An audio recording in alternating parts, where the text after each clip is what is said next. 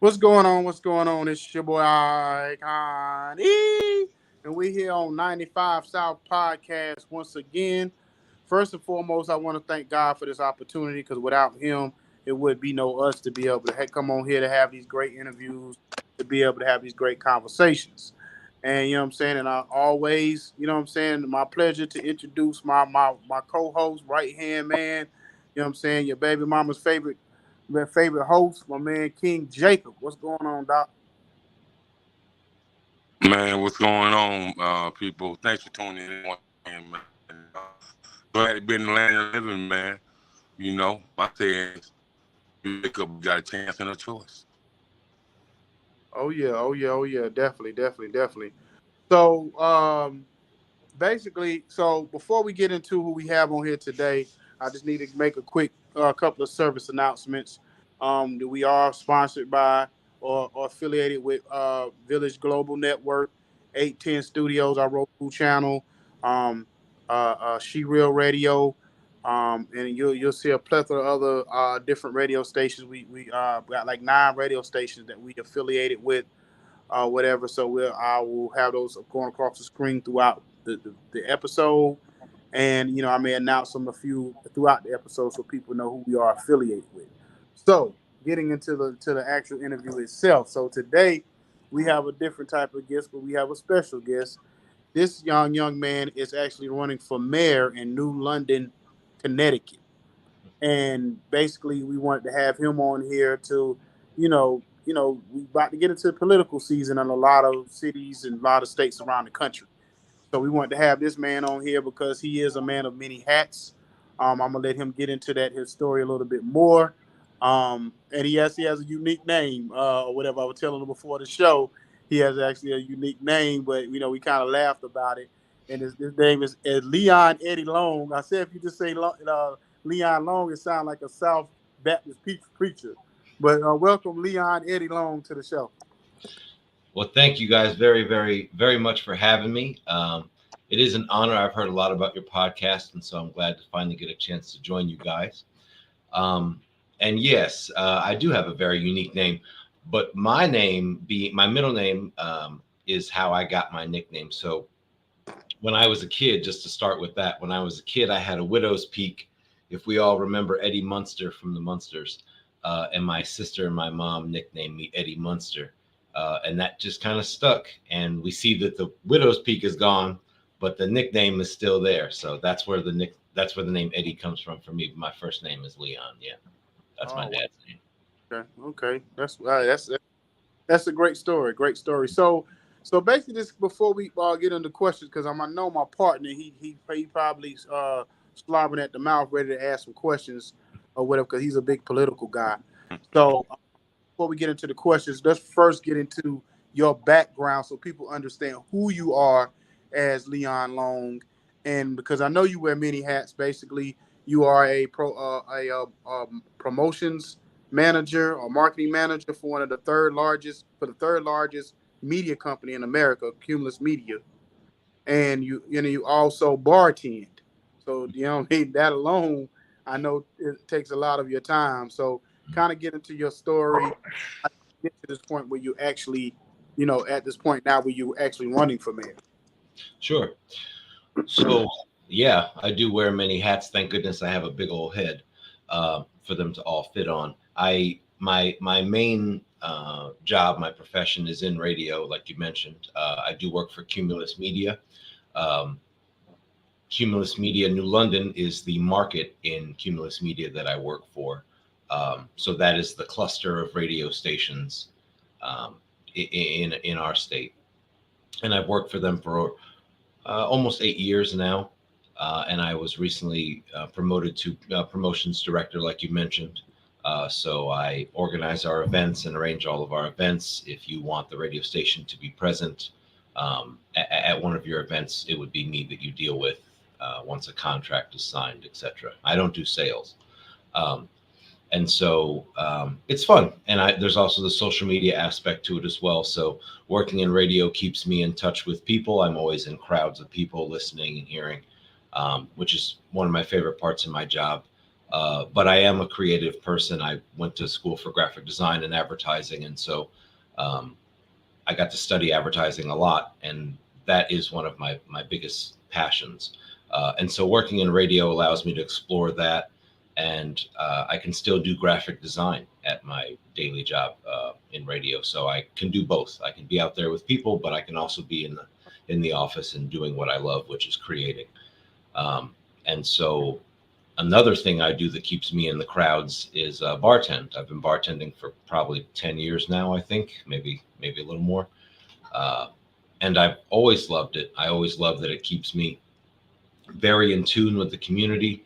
And it's a great opportunity it creates great opportunities to help the community. When I first started bartending, I can remember, if you guys remember when there was the ALS challenge, where people were dumping buckets of ice water on everybody's heads, raise awareness for the ALS sickness. Right. And so we, at the bar that I worked at, that was going around. And I remember one of our, not even a regular, or a regular of ours came in to say that their family member, not them, their family member was suffering from that ailment, and they needed money for bills. And I remember seeing the owner of the bar go, "Oh, well, we'll just do a fundraiser."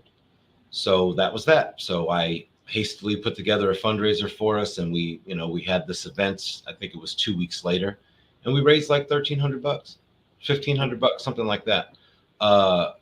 And it was great because I remember watching, people come in who didn't know that we were doing this, say, "Oh, I didn't realize that was happening." They go over, give a little money, come back and do their thing at the bar.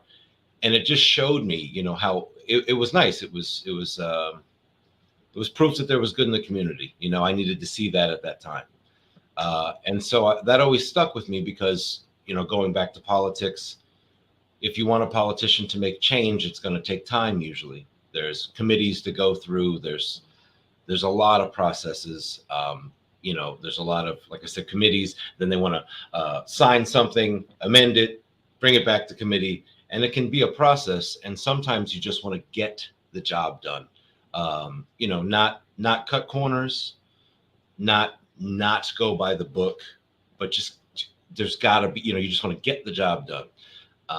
And that's what working in bars really taught me in New London, in that community, in our community. So that's always been with me. And I am an art-minded person. And so there was an opportunity. I had arranged for a mural competition at our radio station. And one of the entrants let me know that there was an arts council being formed in our city, and asked me if I would be a part of that effort, in the steering committee to start an arts council in our city, which I thought was a very important thing and really needed to be done in a city like New London, where art is so important to us and our economy and our culture and our identity. So I was happy to do it. So I can say I'm a charter member of the New London Arts Council, and now I'm currently one of its co-chairs. We've been plugging away at it, and it led to some other things too, other opportunities working in the Arts Council in a city like New London. Connects you to a lot of things very easily. And that's really where the politics started. First, it was an effort to enhance our arts community. A lot of my peers, a lot of my friends were in that arts community. I was happy to be a part of something like forming an arts council to give them more opportunities, to give them more chances at resources. And, now that there's been a formation of an arts council, we have state recognition, and something called a cultural district has been formed in our city. The Arts Council is a prerequisite for that. Now that we have the Arts Council, we're able to have a cultural district, which is something that is moneyed, that has official recognition from the state, gives much more visibility to local entities like restaurants, art museums, galleries, etc. And that's really important to me because if you are talking about New London, particularly New London's economy and identity, then you're talking about art. And so that's really where my start is with my work in the community in New London, and that's really how I got to this point now. Okay. Go ahead, Jacob. So, Mr. Leon Eddie Long, New London, Connecticut, mayor candidate elect. Mm-hmm. Welcome, welcome. So, want to start off with what and why made you want to get into a political forum, and why is it so important to you to be a part of the political forum that can really change lives and impact the youth? Well, I'm glad you brought up the youth, because if you're asking me about why I'm running, the youth is going to come up. I am a father of two. My daughter is 12. My son will be 10 in 10 days. And so I was just explaining to somebody today what drives me, what my compass is when I make decisions, and it's my kids. I feel like if I make moves in the community and make changes in the community that would make it better for them, then it'll also be better for me, for people like you, for everybody, And so they really drive me. And when we talk about why I got into politics here in New London, it's because I saw a lot of things that I wished were happening in the city that weren't. Not necessarily as it pertains to my kids or the youth, but there we'll get to that. But more pressing for me was the identity of our city here in New London as a arts, culture, and hub, arts and culture hub. In recent years, we've seen that community shrink. Now the artists are still active and present, a good portion of them, but we've seen some galleries close. So the physical space is actually getting smaller. New London boasts a lot of great art galleries. And to see some of them be closed was sad. And it's part of a sort of a trend. In New London, businesses come and go. And it pains me to say that, but what I'm craving is consistency. An economy that invites folks in because we've fostered an environment of consistency, something that show folks that if they open a business here, that they'll last. And I feel like in a city like New London, a lot of our shop fronts happen to be empty. And that is a problem that has plagued our city for a very long time. And I'm just fed up with it. It's all any of us talk about. And there hasn't been any, what I can tell, I haven't really seen any serious effort to fill those spaces. We have tons of rhetoric and we have tons of Band-Aids, but that doesn't help. Talking doesn't help. Band-Aids don't help.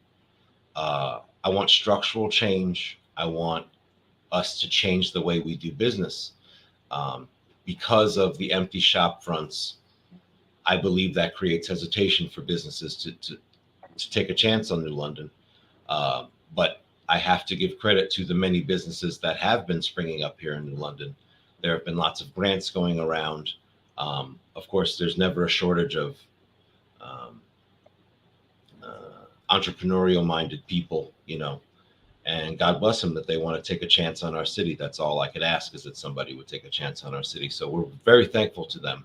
But at the same time, there's plenty of spaces downtown that need to be filled.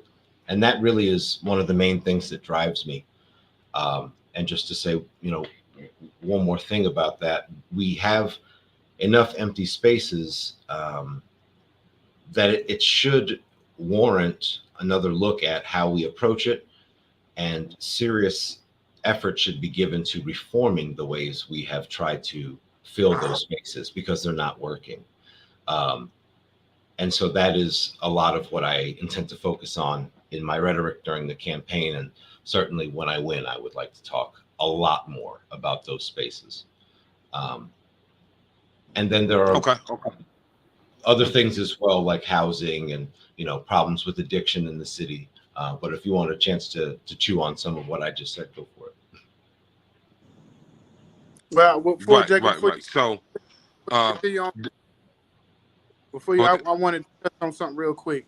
When you talk about the businesses, and the one thing that I realized being a new business owner myself is the grants Yeah, that especially for the minority black business owners, a lot of or minority business owners or whatever, they don't know about these grants, or they feel like they can't get this money. that's correct. And what where do you feel like you would fit in as far as maybe encouraging or getting with some of these minority businesses or people that are struggling, that either about to close their doors or trying Right. to open doors? What do you feel like you can come in to help out, especially due to the fact that you do have a media company, that you work for a media company that could put the word out to kind of put help other people, educate people on this type of thing? That's a great question, because there's a lot of different ways to approach some of those issues you brought up. So first, here in New London, we have a couple of different examples of grant programs. And the first thing I would actually have to say is, to bring it back to art, there is something in our region called the Southeastern Connecticut Cultural Coalition, and they help a lot with grants, connecting people to grants. And they also have um, a program that they offer that helps people with grants to write them that don't have any familiarity with how to do that. That's the first point. The second point is, in our area, we have a Women's Business Development Council. And the Women's Business Development Council is exactly what it sounds like, but they have offered a lot of grants to all different types of businesses, not just women owned. Um, and so when I see those two things, I think about what else can we use, or what else can benefit from that type of approach. So when we think about Black business owners of color, we think about the things that they don't have access to, or that they're not aware of, that are there for them, like you brought up. And so I would like to tap into some of that effort, where we have find people that would be willing to um, help those types of businesses navigate the grant system, and also get a little more bold about our effort to target business owners of color with grant programs and opportunities, just as we have with women. There can also be something like that. A Black Business Development Council doesn't sound that nuts to me. It sounds like a great idea. And in fact, we have a Black Business Association here in New London. And I'm happy to bring that up, because I am running as a Green Party candidate, and my fellow I like to say running mate, even though it isn't exactly accurate, Shanice Austin, is running for city council as a Green Party candidate. Shanice comes from finance, that's her background, and she is involved with the Black Business Association. And you start to see these things, connecting, in effort to help Black business owners understand the grants available to them and how to fill out those grants. Something I struggle with. Everybody struggles with that. Mm. An effort that is seriously focused on a specific segment. Like I said, we have a Women's Business Development Council. The idea that there could be a council or a real effort devoted to Black business is a great idea, and we have a Black Business Association. So I think that linking these efforts together would be a big help. And one more thing about Black businesses. In COVID, with everybody staying home, we saw across the board an uptick in businesses that were run from home, Etsy pages and selling things from home, things like that. And so those businesses are still around, a lot of them, and they've developed into, something with staying power that's popular, that has a following. And so I credit my fellow candidate, Shanice, with this idea that you would seek out those businesses that are operated in people's homes and see what they need to get into a shop front, and then get them there. And we've seen here in New London, a lot of those businesses are Black owned. They are places that do hair and nails. There's lots of those going around. And so we'd like to get them out of their homes and into the downtown area, where there's people walking they can have a bigger customer base. So a lot of different ways to approach the issue of Black businesses and their access to grants, but I'd certainly like to help them do that. Okay. Go ahead, Jacob. Okay, so I do thank you for that dialogue. Wonderful, information to put your expertise on it and to be very in detail. Thank you for that. Sure. But what I do want, you did say something about structure culture in the structure of what you want to do and what you want to bring, to what we call community development. And so, in the last 10 years, I lived in DC for about 12 years, and so and I'm back in the Carolinas. So I had some of my cousins to visit me last summer, and I was just asking about DC. They was talking about the gentrification. That was like, Yes. it ain't chocolate no more. It's now vanilla swirl.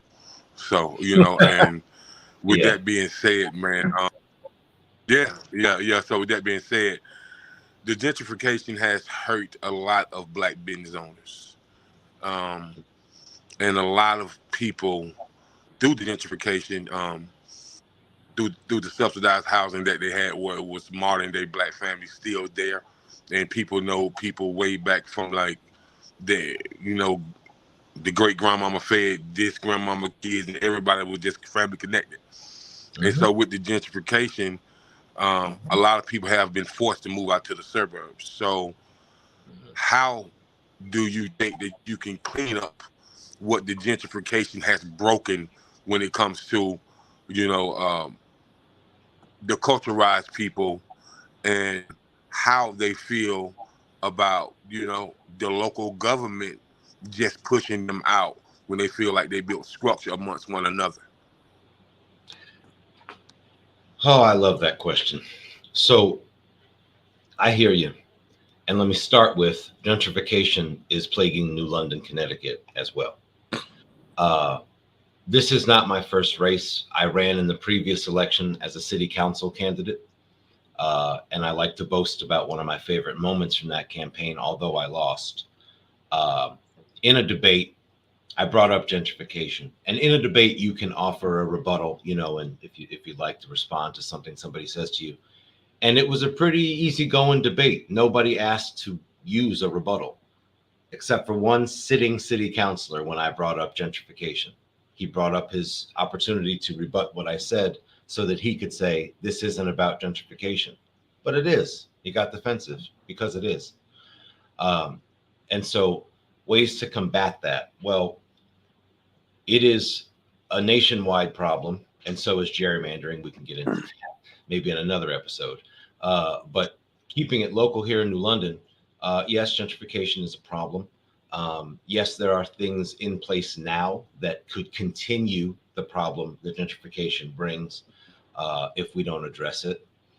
And so in New London, at least, I can say the first thing that I would do to combat gentrification is to have a city government that reflects our community.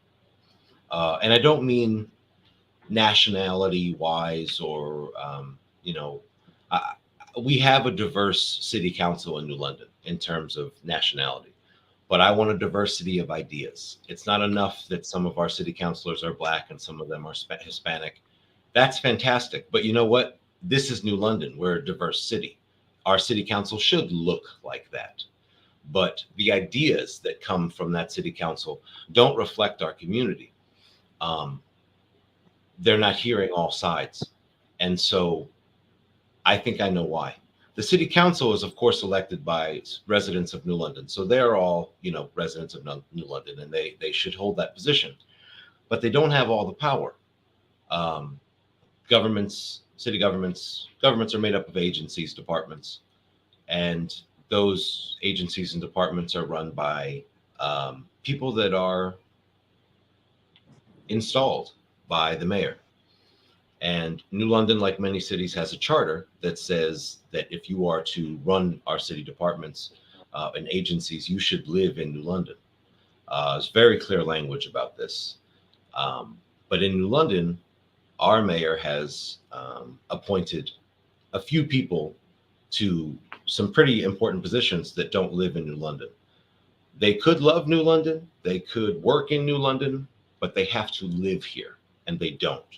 And so this isn't a knock on their ability to make decisions, not necessarily a knock on their creativity or their imagination, but I want to remind folks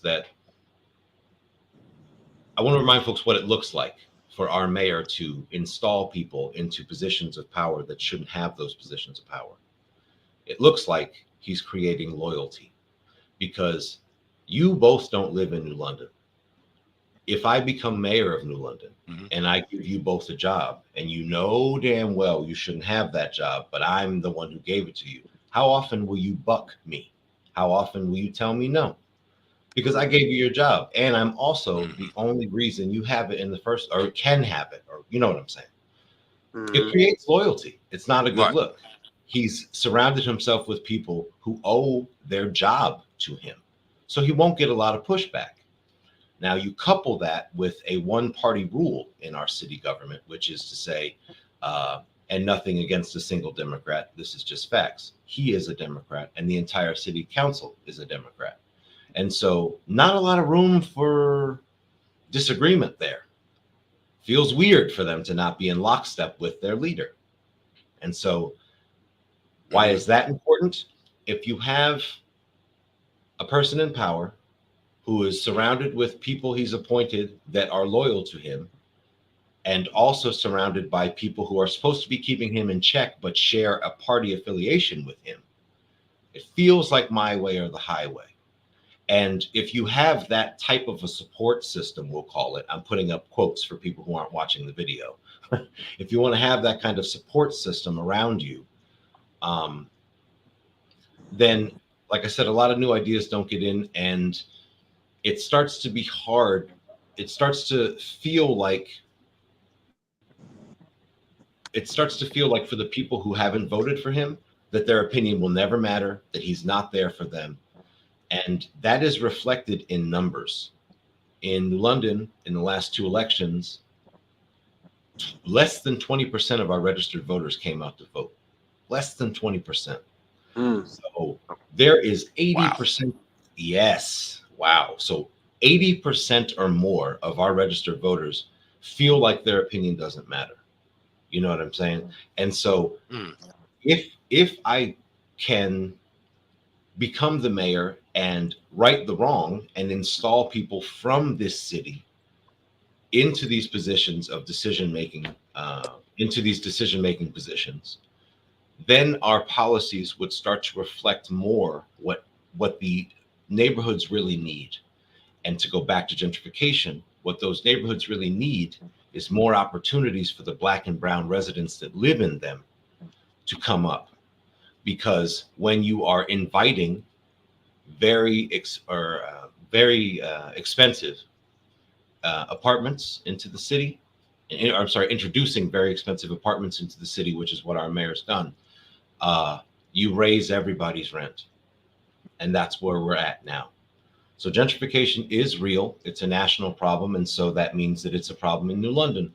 And that is the answer to your question. That's my answer to your question. I would install a city government by the charter that reflects our community, because they are members of our community, and they are the best ones to determine what it is that the citizens who are being harmed by gentrification need, because they are the citizens being harmed by gentrification.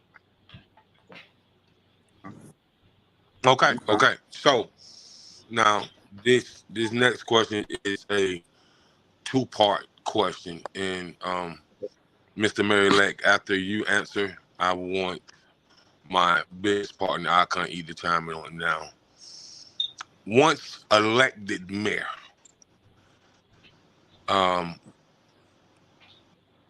when going and seeing what the education system is like in depth, having meetings with the superintendent of education, and seeing if they are using the STEM program, science, technology, economics, and math.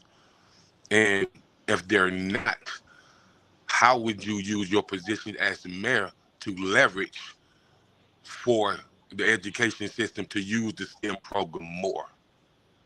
Now, the second part to this question is, um, when becoming mayor, what are some things that you want to do with the zoning code that you haven't seen done in the last 10, 12, 15, 20 years? How can you make the zoning code more effective, as a mayor? And once making it more effective, would this benefit citizens as a whole? And, because once you benefit citizens as a whole, and it's done in a structural way with a strategic plan where they can see it before their eyes and they understand it, then they rock with you, like, no matter what. So Right. so if you can chime in on those two questions for me, and just give me a little bit of clarity on your mission. Sure. Well, starting with the education piece, um, I'm very proud of the school system that we have here in New London. But like many school systems, if you listen to the teachers, um, there are areas of opportunity, areas that need to be improved. Uh, I would try to be in lockstep with the Board of Education. Now, as a mayor, that can prove tricky, managing what it is that I would be in charge of as mayor, and working with the city agencies in the municipality makes it a little tricky to be in lockstep with the Board of Education, but I would certainly try, uh, because although they're different funding systems, um, and money, two different sources of money, it's important for the municipality that the school system exists in to, again, use that phrase, be in lockstep, because we're pooling from the same residents, from the same interests. It's imperative that the city government backs up whatever it is the school system determines it needs. And well, I shouldn't say school system, I should say Board of Education.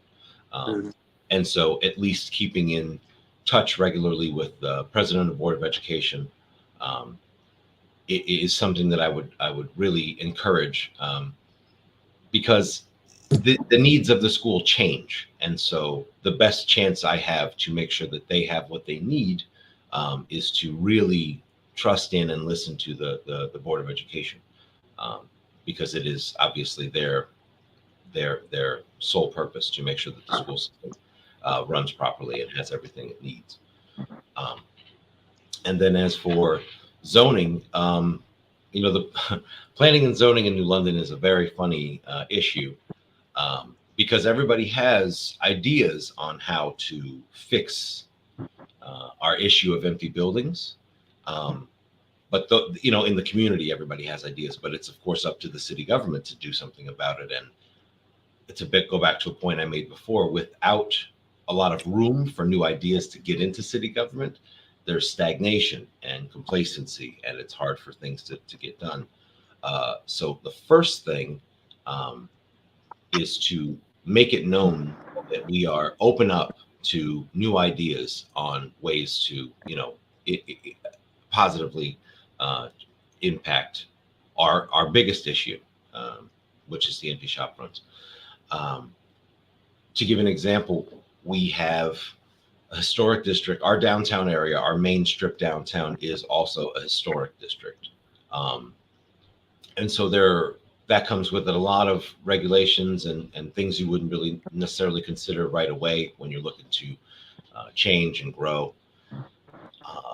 And so one of those things, one of those regulations in zoning is that the first floor of this part of the city on all properties is commercial, not residential.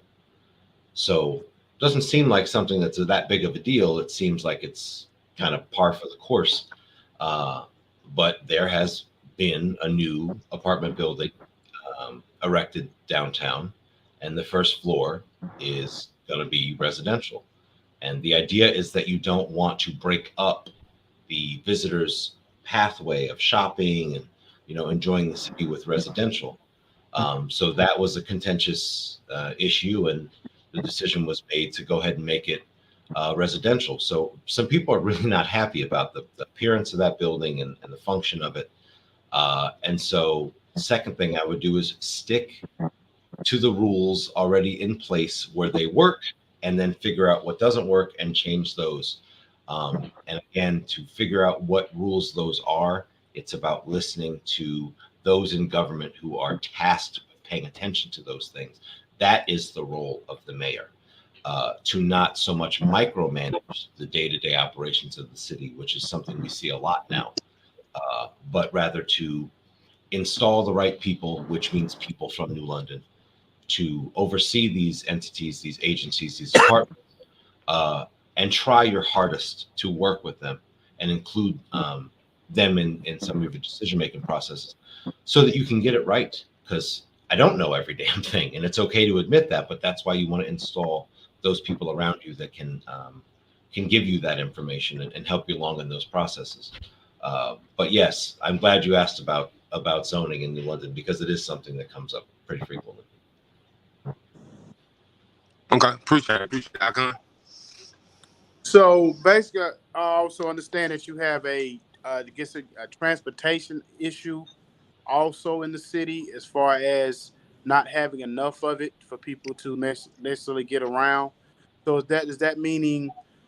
And then also, well, before I get to that part, as far as that's concerned, because I used to stay in Clayton County in Atlanta, and that's South Atlanta, South Mm-hmm. Atlanta. And when I stayed in the area, and I'm not gonna lie, when I first moved there, like we talked earlier, I came from a small city in North Carolina. I stayed in Florida, but I never really understood. I never knew anything about the transit system, like the bus system, how it worked, how it operated.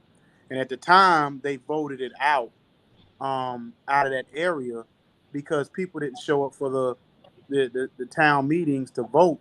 So they ended up getting rid of it. But then, like 2 or 3 years later, they had to bring it back because it was causing too many issues, especially probably for that little old grandmother who probably had to get to a doctor's appointment or go get a medication or whatever the case may be.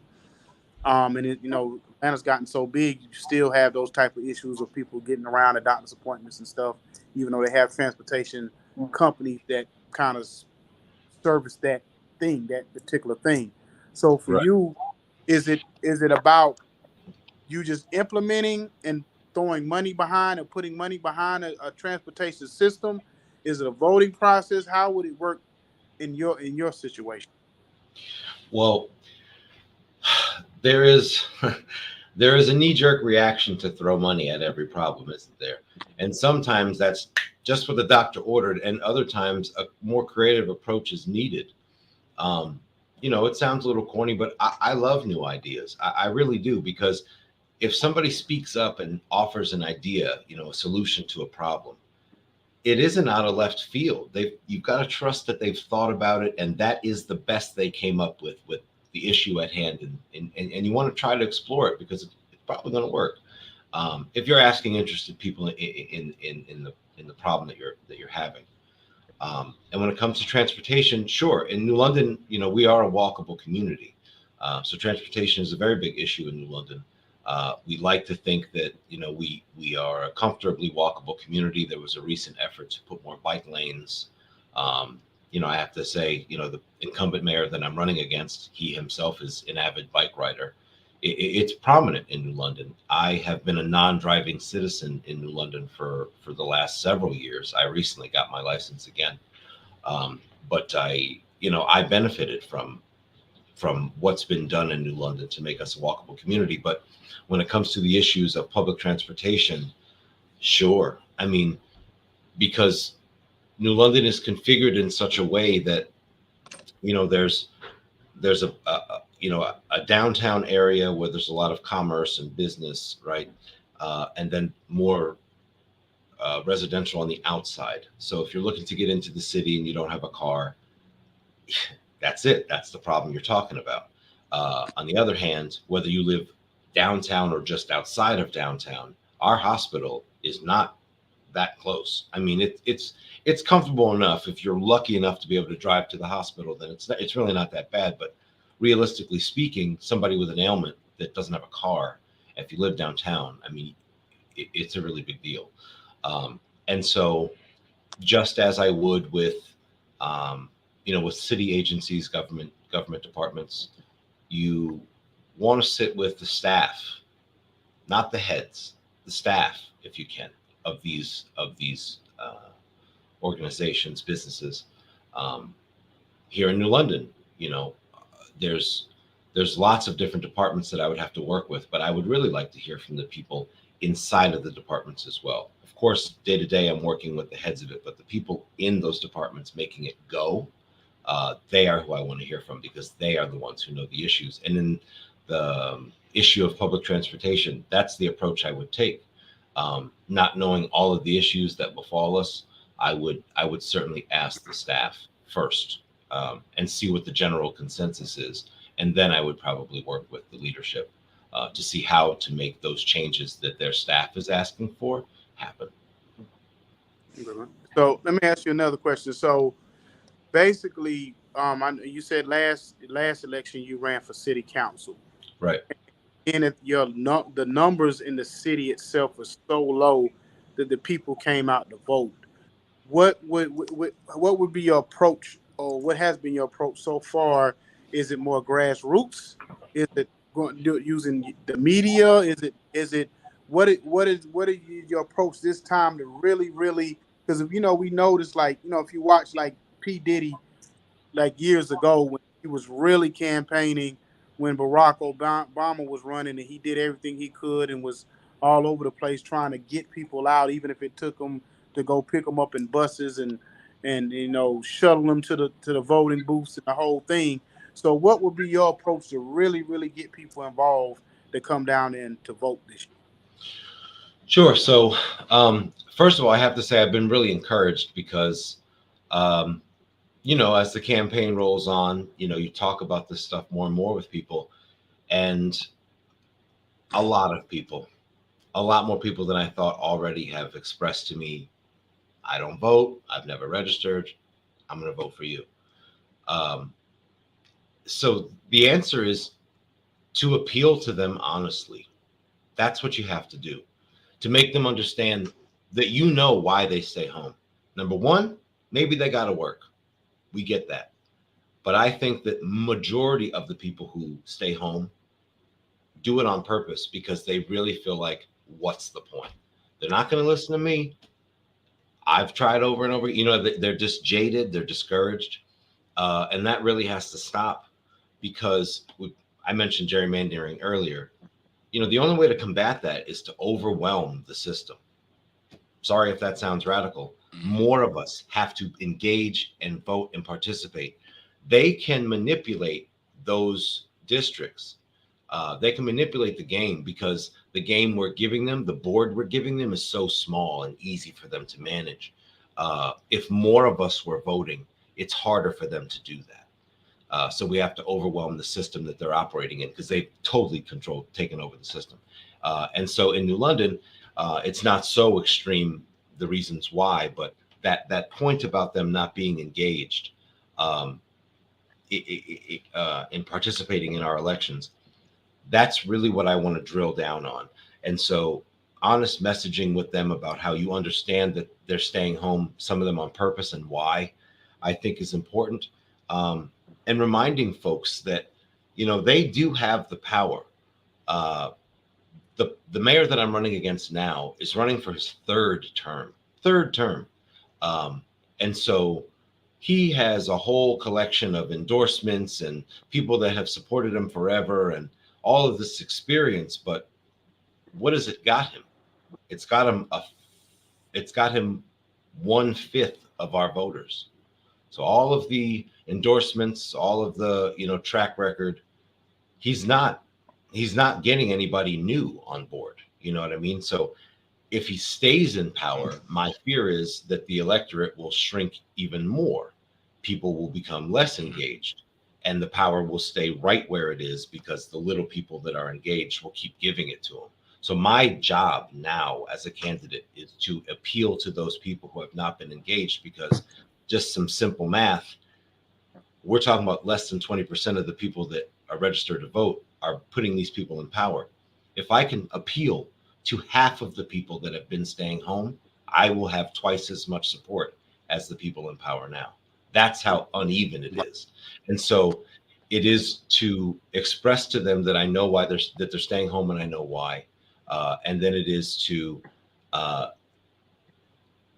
let me say this.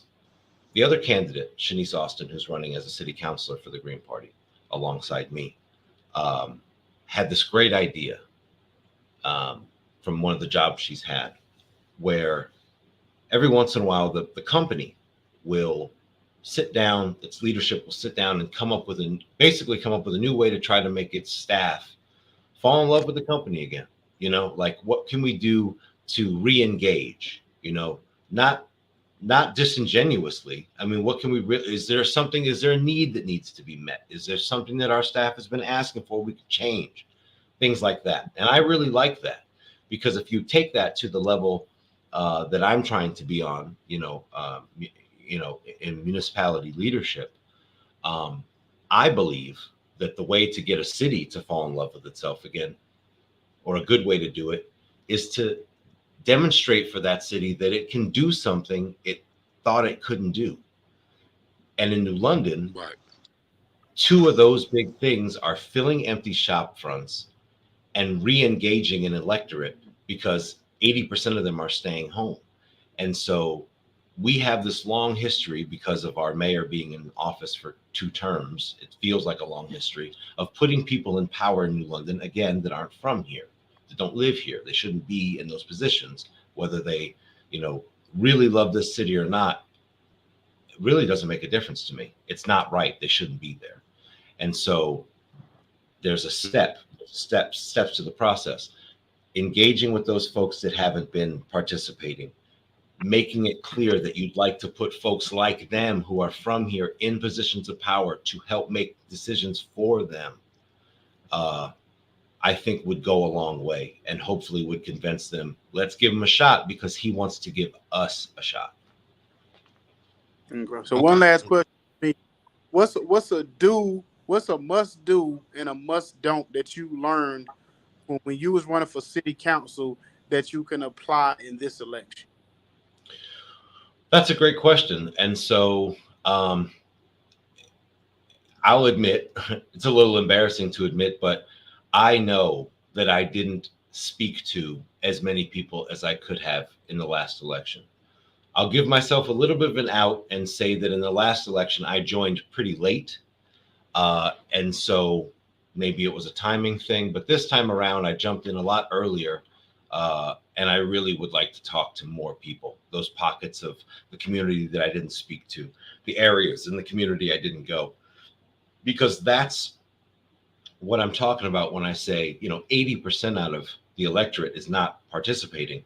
That's not in one part of the town. They're sprinkled all through, so our town is only 6 square miles, and my job is to make sure that I appeal to more of those people, to find the ones that feel like their opinion doesn't matter, so that I can remind them that it does.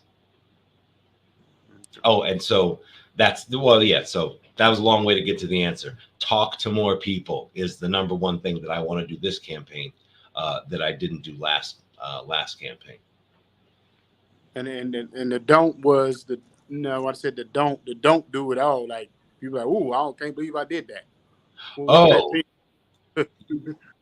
You want to hear something? That's it. So this campaign, I want to get a lot more creative with ways to find those people. And I can give you an example. I had this idea where, again, our city is 6 square miles, not huge. Okay. So my thought was to break it up into, little sections, and just find like a little restaurant or a public enough place and advertise that I'll be there and invite people just from that part of the town.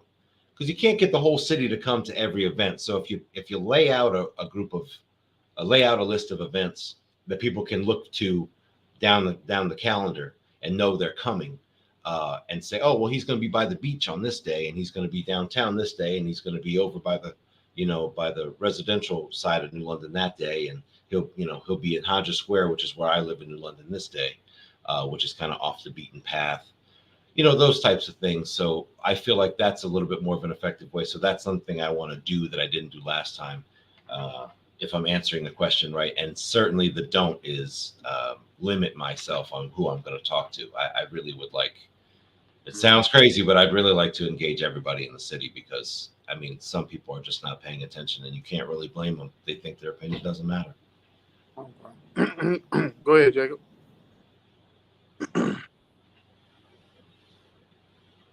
Oh, you're muted, Jacob. Sorry. You're muted.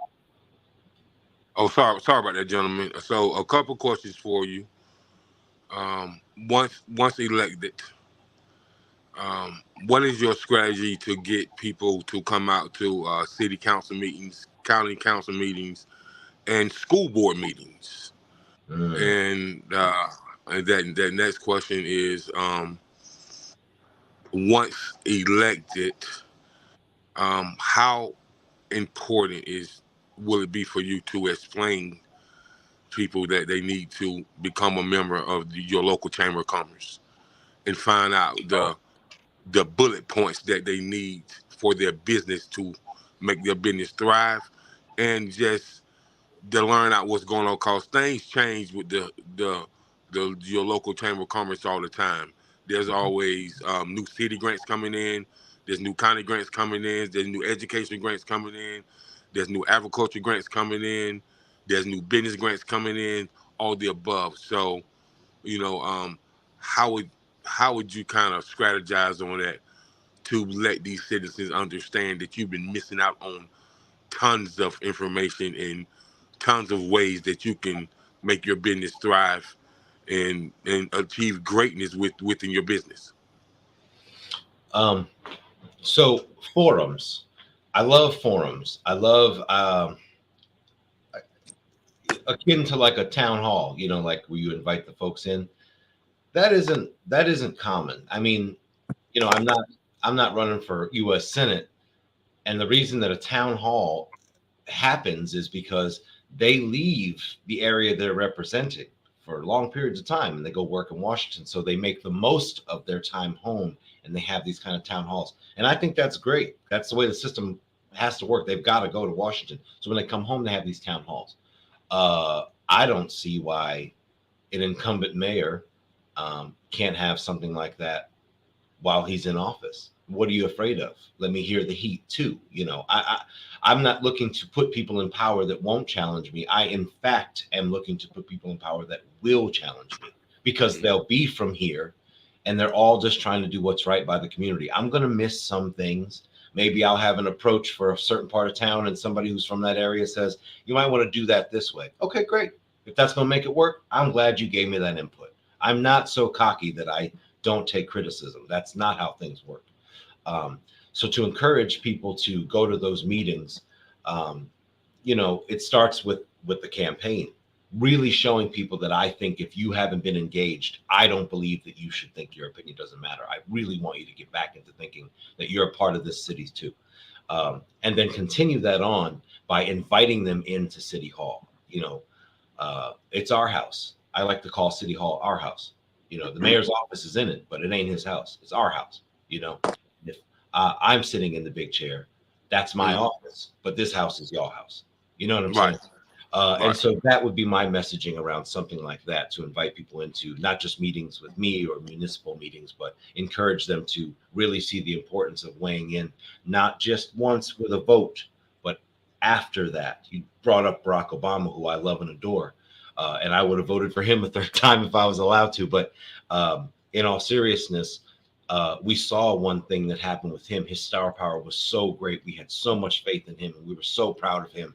And after the election, some of us checked out. We thought, man, we did it. Woo! I thought that was never going to happen. We put him in power. He's there, and now let him take care of it. But he needs us. He still needs us. No president can do it alone. Certainly no mayor can do it alone.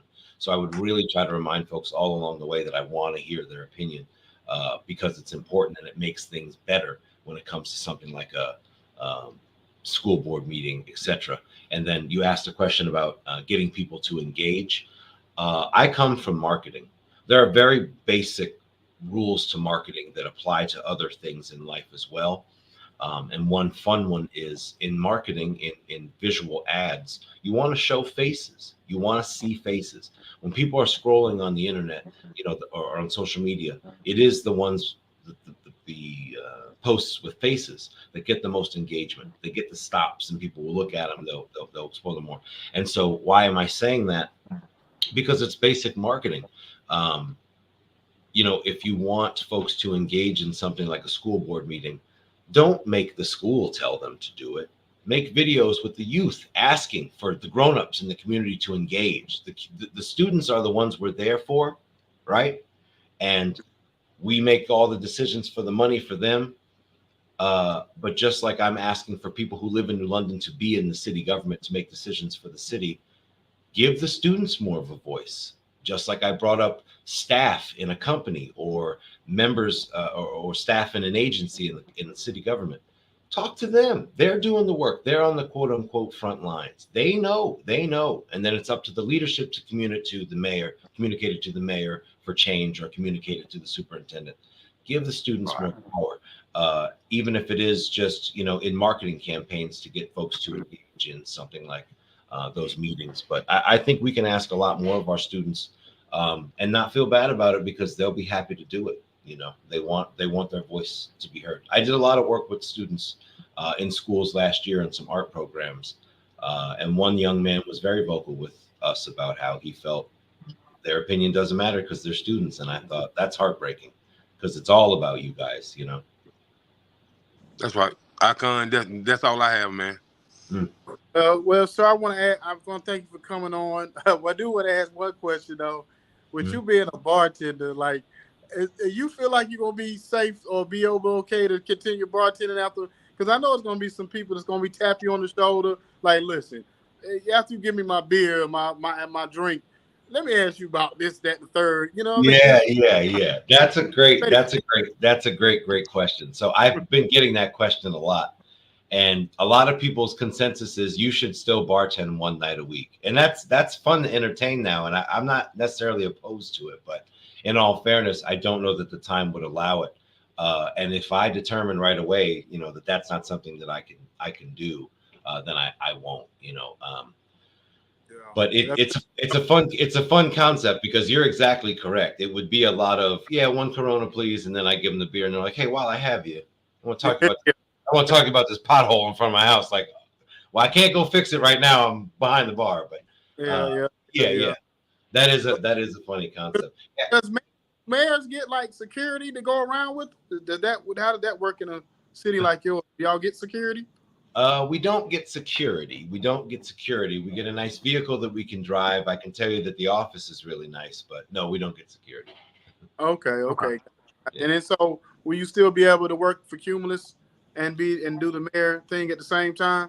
No, unfortunately not. So I really do love my job a lot. But this is something, we're all fans of Brother John Lewis, all of us. My dad is definitely included in that group. And him and I talk about John Lewis all the time, and the importance of good trouble. And, this is the fight.